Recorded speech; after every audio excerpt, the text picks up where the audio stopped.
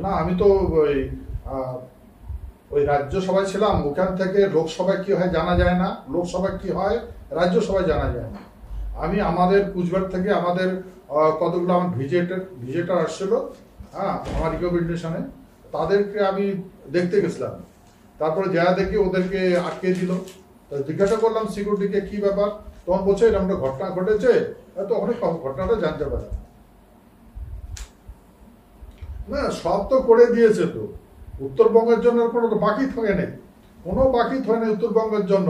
এখন উত্তরবঙ্গের সমস্ত লোক, হ্যাঁ, যারা শিক্ষিত ছেলে আছে, তারা উত্তরবঙ্গ থেকে বিভিন্ন দেশে যাচ্ছে, বিভিন্ন রাজ্যে চলে যাচ্ছে রোজগারের জন্য। এটা বড় কাজ করেছে না। দেখুন, কটাক্ষ না, এটা বাস্তব কথা বলছি আমি। হ্যাঁ, এখানকার মানুষ, উত্তরবঙ্গের মানুষ মানে কর্মসংস্থাহীন, কোনো প্ল্যানিং প্রোগ্রাম নেই গভর্নমেন্টে।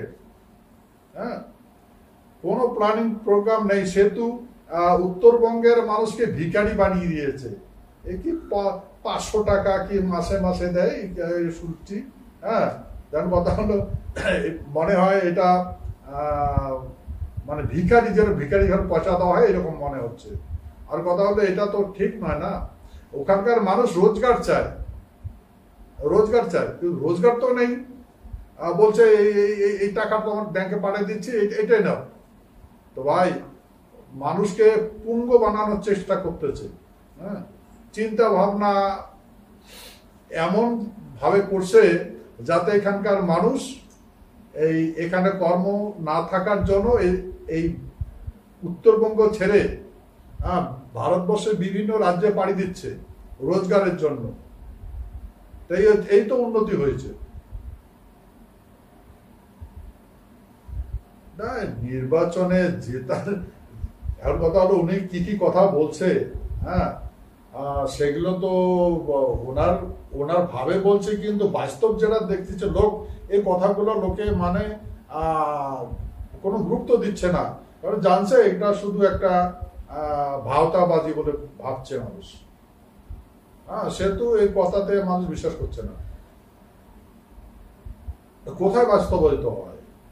আমরা তো দেখলাম সেন্ট্রাল গভর্নমেন্টের রিপোর্ট যেটা আছে, সেন্ট্রাল গভর্নমেন্ট যেটা টাকা পাঠায় সেটাই খরচ হয় না। হ্যাঁ, ও 20% খরচ করে, বাকি তো এমনি পড়ে থাকে, রিটার্ন যায়, তো খরচই করে না। তবে তো প্রজেক্ট থাকলে করতে পাবে, এটা করতে গেলে তো হিসাব দিতে হবে। এখন উঠেছে কথা, এখন ওটা কিভাবে কি করছে জানি না। আর মমতা সরকার যদি এখানে প্রজেক্ট করছে তো ভালো কথা, এখানে যদি নতুন কর্মসংস্থান দিচ্ছে তাহলে ভালো কথা, কিন্তু ভিজিবল তো হচ্ছে না, যা বলতেছে নন ভিজিবল।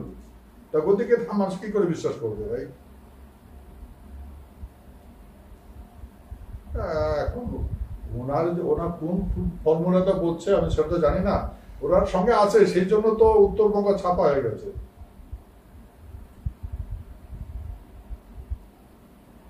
গত বিধানসভা ভোটে, লোকসভা ভোটে দেখাই গেল। হ্যাঁ, শুনুন, এটা আমি আলাদা রাজ্যের আমি ডিমান্ড করি না, এখানকার লোক করেছে, আলাদা রাজ্যের ডিমান্ড নয়, এটা আলাদা রাজ্যই। এটা তো পশ্চিমবঙ্গ হলো কখন? হ্যাঁ, এটা কুচবিহারটা তো পশ্চিমবঙ্গ নয়।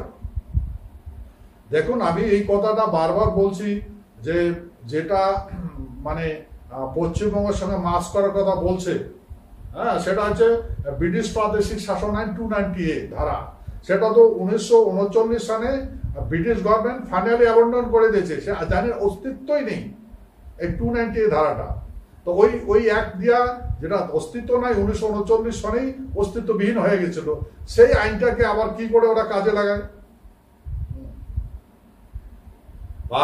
ভাই শোনেন, না শোনেন, আমি যেটা বলতে চাচ্ছি যে আমি তো বাংলা ভাগের কথা বলিনি। বাংলায় থাক, আমার বাংলাকে আমরা একচুল পর্যন্ত বিভাজন হতে আমরা ইচ্ছুক নই। বাংলায় থাক, বাংলায় থাকবে, আমিও তাতে সহমত না, বাংলাই থাকবে। কিন্তু কুচবিহার তো পশ্চিমবঙ্গ নয়, উত্তরবঙ্গটা তো পশ্চিমবঙ্গ নয়, অবশ্যই আছে। না না, পশ্চিম মানে কুচবিহার রাজ্য আছে। আর উত্তরবঙ্গ শুনুন, উত্তরবঙ্গ রাজ্যটা এখন আপনি কি বলতে, যেটা আমি বলতে চাই, আমি যে উত্তরবঙ্গটা কুচবিহার রাজ্য as per Indian independent act মতে, স্বাধীনতার আইনের 7(1) ধারা মতে আমাদের মহারাজার কাছ থেকে 1773 সন থেকে 1902 সন পর্যন্ত যেগুলো মাটি আমার মহারাজার কাছ থেকে টিটের মাধ্যমে ভারত সরকার নিয়েছে, মানে ব্রিটিশ নিয়েছে, সেই মাটিগুলো আমাদের মহারাজকে রিটার্ন করেছে। সেহেতু এটা যে কুচবিহার, গ্রেটার কুচবিহার, সেই গ্রেটার কুচবিহারটা পরে ভারতের সঙ্গে তো মাছ হয়ে গেল, তখন এটা অবশ্যই এটা ভারতের সঙ্গে সামিল হয়ে গেল। তাছাড়া তো আমরা তো এখন স্বতন্ত্র ছিলাম। এখন আমরা ভারতের সংবিধান আমাদের গোয়া শ্রেণীর রাজ্য দিয়েছিল, হ্যাঁ, সেই গোয়া শ্রেণীর রাজ্যটা আবার ফির ওই এই 1956 সন না অ্যামেন্ডমেন্ট, এটাকে পশ্চিমবঙ্গের সাথে মার্চ করে দিয়েছে 7 অ্যামেন্ডিং। কুচবিহার আর দাদা ওই ওই ওই কথা তো সেই কথা দেখুন, এখানে একটা এইমস, গভর্নমেন্ট অফ ইন্ডিয়াকে এইমস দিয়েছিল, সেটাকেও নিয়ে গেছে ওরা। হ্যাঁ, এখানকার মানুষ একটা যদি ওপেন হার্ট সার্জারি করতে হয় তাদেরকে মানে কলকাতা যেতে হয়, যে কোনো প্রবলেম এখানে কোনো এরকম ব্যবস্থাপনা নেই। তো কোথায় আছে? এখানে কিছু নাই, সোজাই ওইখানে এখানকার মানুষ যারা মানে পেশেন্ট আছে তাদের সোজাই বলতে তুমি কলকাতা যাও, অন্য জায়গায় যাও, এরকম বলে। এখানে আমাদের ব্যবস্থাপনা নেই। তা গতিকে দেখুন, এখানে কথা হলো, এখানে একটা সৎ মনোভাব থাকতে হবে। হ্যাঁ, গভর্নমেন্টের সৎ মনোভাব থাকলে শুধু সৎ কাজ হবে। হ্যাঁ, এরা চায় এখানে দরিদ্র হোক,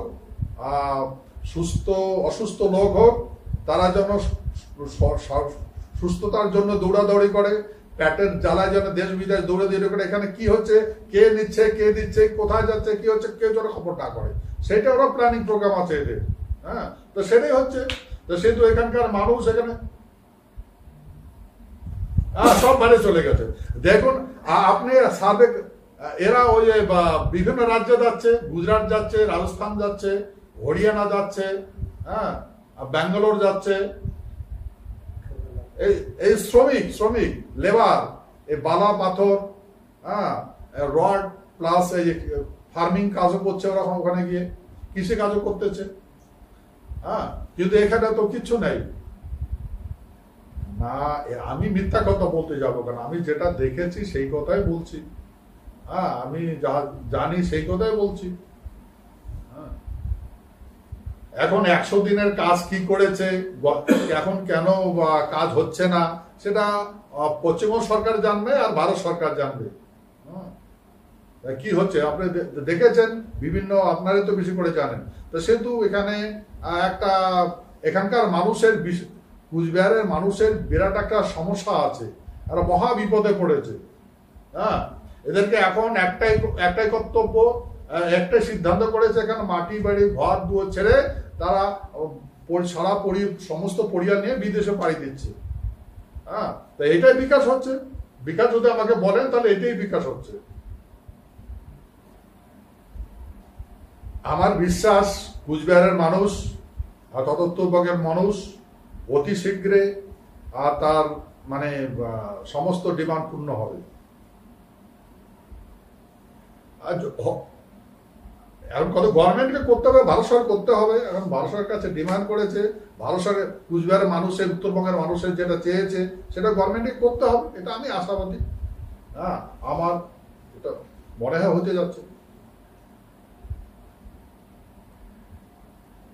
ডিমান্ডটা দেখুন, আমি দীর্ঘদিন থেকে আমি তো ডিমান্ড করি নি না, এখানকার মানুষ যেটা ডিমান্ড করেছে সেই ডিমান্ডটার উপরে কুচবিহারের মানুষ এখানে আলাদা রাজ্য চাচ্ছে, উত্তরবঙ্গের পাশে আলাদা রাজ্য চাচ্ছে, সে ডিমান্ড করছে এরা।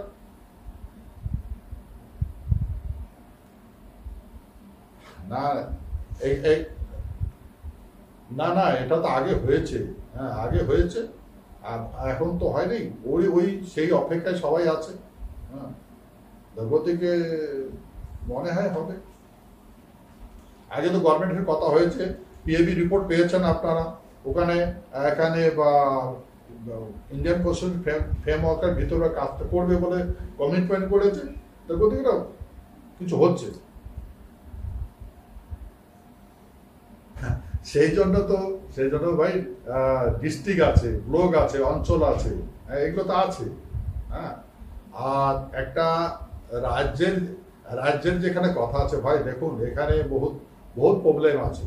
হ্যাঁ, অন্তরাষ্ট্রীয় কতগুলো প্রবলেম।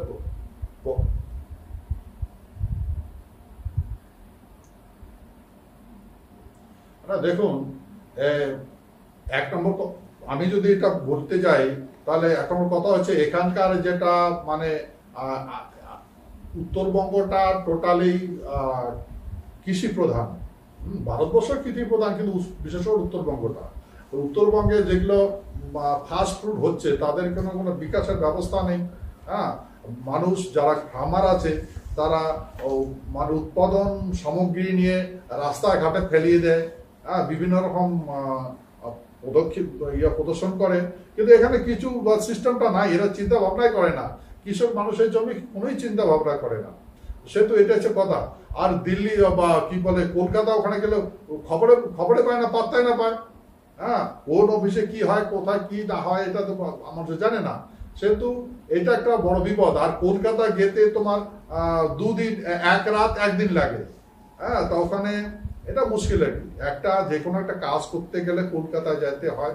হ্যাঁ, এখানে গরিব লোক অত দূর যাইতেও পারে না। হ্যাঁ, আর একটা বড় একটা শহর, এটা মুশকিল আছে। তো সেই জন্য এই এই দুইটা কারণ আছে। তারপরে এখানে যদি ইন্ডাস্ট্রি হইতো, মানুষের কর্মসংস্থান পাইতো, তাহলে লোকগুলো বিদেশ অন্য রাজ্যে পাড়ি দিত না। তো এই দেখুন, এটা একটা বড় সমস্যা। তা গতিকে এই সমস্যাগুলো সমাধান করতে হবে ইমিডিয়েট।